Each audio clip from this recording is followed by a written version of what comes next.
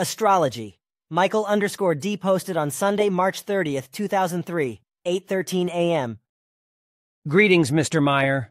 I understand that you regard astrology as a useful discipline for assessing personality character and for predicting future events when properly applied. I further understand that it's possible to determine the time and manner of death through astrology. In the event of mass death, like during the Second World War with the dropping of atomic bombs on Hiroshima and Nagasaki, Japan, when tens of thousands died at virtually the same instant, did the victims have common astrological factors in their chart indicating this manner and time of death? With the prophesized predicted World War III, is there a distinguishable astrological signature in the zodiac that portends the beginning and ending of this catastrophic event? It is a privilege communicating with you, Mr. Meyer. Thank you for allowing this opportunity. Michael D. Answer. Hi, Michael. Astrology, the real one, is useful for knowing one's character, or to forum one's character, etc. But for predicting the future, other means are necessary. Probability calculations, preview of the future, Zukunftsschau, etc. Note by CF. If the death date would be determined by astrology, all dead persons in Hiroshima would have had the absolutely same astrological birth data or horoscope. Michael_D posted on Monday, May 26, 2003, 9:29 p.m. Greetings, Mr. Meyer. Thank you for your answer to my earlier question about astrology. By real astrology, I presume you mean traditional Western tropical astrology, which has been practiced for over 5,000 years, and which is based on the exact time, date, and place of birth to draw up a chart showing the positions of the sun, moon, and planets. If a person is interested in using real astrology to know and form his character, what do you recommend as a beginning point? Are you aware of any good astrology books that are to be trusted for learning to analyze one's character? Thank you for generously giving your time and patience in answering our questions. Michael D. Answer. Astrology is not one of Billy's main interests. A book that could be recommended is one by Jane Goodman Sonnenklar in German, Sol Astrology in English. Howard posted on Saturday, December 06, 2003, 6:46 a.m.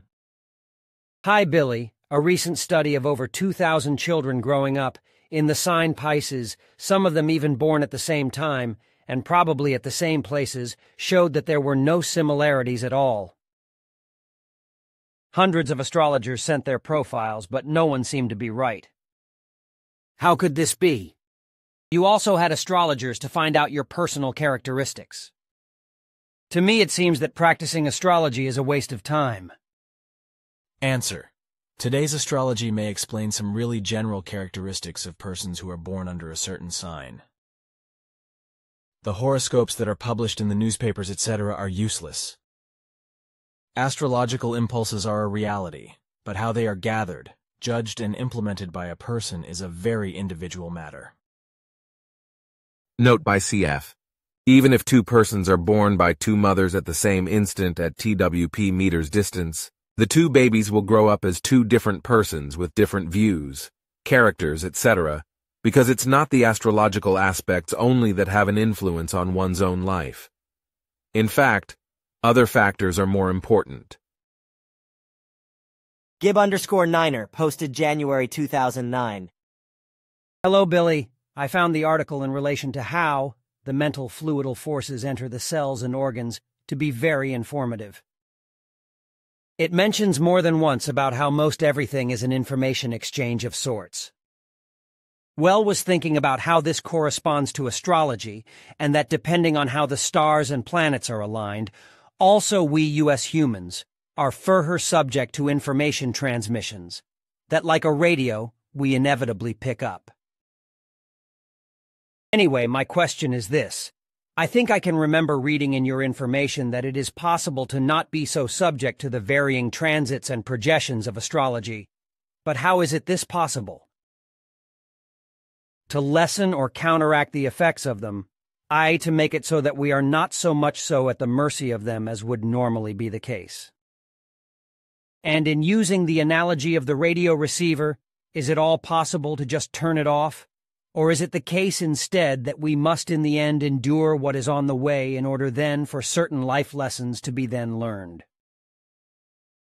I guess the ending of the question there implies that these transits are a necessary feature in LFA, and that I imagine, even very difficult and painful, transits ultimately can have a positive effect. But to try to be specific, if is the case that they are particularly severe transits, is there a means to tone them down so that the severity of the experience might be lessened, if for even only a small degree? Just that from my own study of astrology, with respect to some of these difficult transits, there is nearly always going to be a tough ride ahead. And sometimes painful to say the least. Okay, Salome. Answer. Nearly everything of or within today's terrestrial astrology is pseudoscience.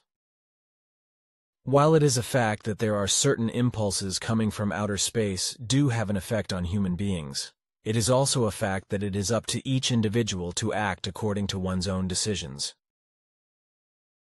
The lessons of life are learned from the effects of one's thoughts, feelings, and actions. Note by CF. We are no puppets wriggling on the strings of fate or a divine entity. We are subjected to the law of cause and effect, just as everything else, and are steering our cars/bodies/thoughts/feelings. Smukuti posted March 2011.